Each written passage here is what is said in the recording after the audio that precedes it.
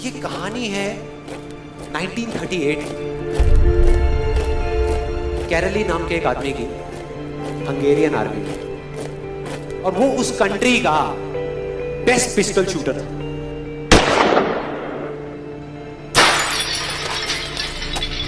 जितनी भी national championships हुई थी उस कंट्री में, उसको वो जीत चुका था। और सबको ऑलमोस्ट कंफर्म था कि 1940s में जो ओलंपिक्स होने वाले हैं उसमें गोल्ड मेडल कैरली को ही मिलेगा। और उसने सालों से ट्रेनिंग करी थी। उसका एक ही सपना था, एक ही फोकस था कि मुझे अपने इस हाथ को दुनिया का बेस्ट शूटिंग हैंड बनाना है, बेस्ट बनाना है, बेस्ट बनाना है। और वो कामयाब हो गया, उसने बना लिया बेस्ट शूटिंग हैंड। सिर्फ 2 साल का फर्क था। 1938 में एक आर्मी का ट्रेनिंग कैंप चल रहा था, क्योंकि वो आर्मी में था, तो एक एक्सीडेंट हो गया।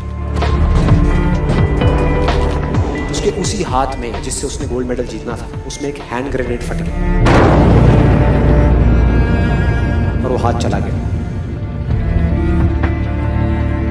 जो उसका सपना था, जो फोकस था, सब खत्म।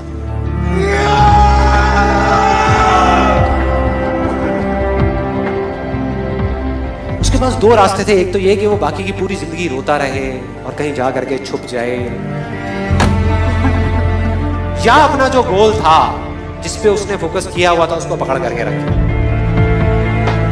तो उसने फोकस किया उस पे नहीं जो चला गया था, जो उसके पास नहीं था। उसने फोकस किया उस पे जो उसके पास था।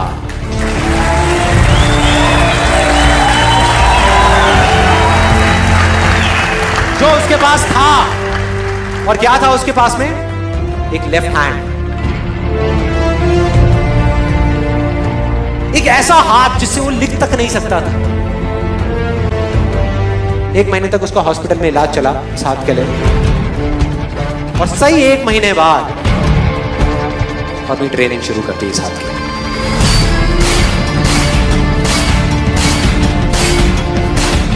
ट्रेनिंग के 1 साल बाद, मतलब कि 1939 में वो वापस आया। नेशनल चैंपियनशिप्स हो रही थी वहीं पे हंगरी में, और बाकी भी बहुत सारे पिस्टल शूटर्स थे वहां पे। उन्होंने जा करके उसको कांग्रेचुलेट किया, कहा कि यार देखो, ये होता है जज्बा, ये होती है स्पोर्ट्समैन स्पिरिट, कि इतना सब कुछ होने के बाद भी तुम यहां पर आए हो हमको देखने के लिए और हमारा हौसला बढ़ाने के लिए। किसी को नहीं पता था कि वो 1 साल से अपनी ट्रेनिंग कर रहा था लेफ्ट हैंड की, और उसने जवाब दिया, मैं यहां पर तुम्हारा हौसला बढ़ाने नहीं आया, तुम्हारे साथ कॉम्पीट करने आया हूं, तुमसे लड़ने आया हूं, तैयार हो जाओ। और कंपटीशन हुआ। बाकी सब वहां पर जितने भी लोग थे वो कॉम्पीट कर रहे थे अपने बेस्ट हैंड से। ये कॉम्पीट कर रहा था अपने ओनली हैंड से,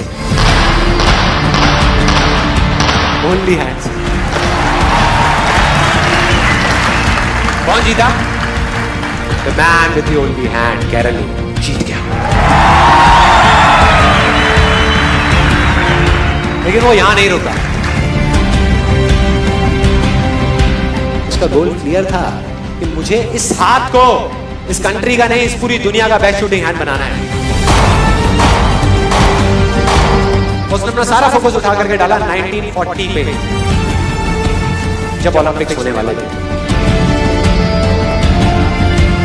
लेकिन 1940s के ओलंपिक्स कैंसिल हो गए वर्ल्ड वॉर की वजह से।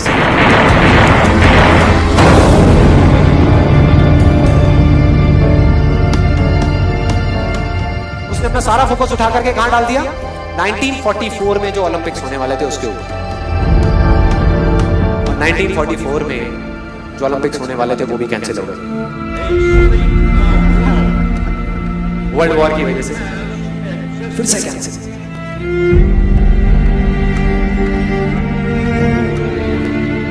उसने अपना सारा फोकस उठा करके डाल दिया 1948 के ओलंपिक्स में।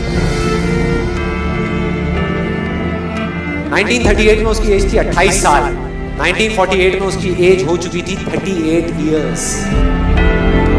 और जो यंगर जो प्लेयर्स आते हैं निकल करके, उनसे कॉम्पीट करना मुश्किल होता चला जाता है। लेकिन मुश्किल नाम का ये वर्ड था ही नहीं उसकी डिक्शनरी में। वो गया, पूरे वर्ल्ड के बेस्ट शूटर्स आए हुए थे जो अपने बेस्ट हैंड से कॉम्पीट कर रहे थे, और ये अपने ओनली हैंड से कॉम्पीट कर रहा था। और कौन जीता? The man with the only hand.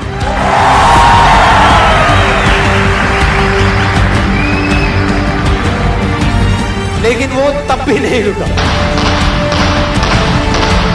1952 Olympics, दोबारा कॉम्पीट किया उसने, और इस बार गोल्ड मेडल कौन जीता? गैरल ली। 4 साल बाद दोबारा से, और पूरी की पूरी हिस्ट्री को बदल करके रख दिया ओलंपिक्स। इस पर्टिकुलर कंपटीशन में उससे पहले किसी भी एथलीट ने लगातार 2 गोल्ड मेडल्स नहीं जीते।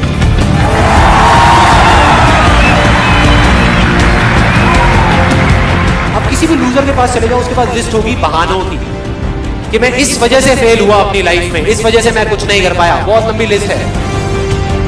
और दूसरी तरफ विनर के पास चले जाओ, उसके पास में 1000 वजह होगी वो ना करने की जो वो करना चाहता है, सिर्फ एक वजह होगी वो करने की जो वो करना चाहता है, और वो कर जाएगा।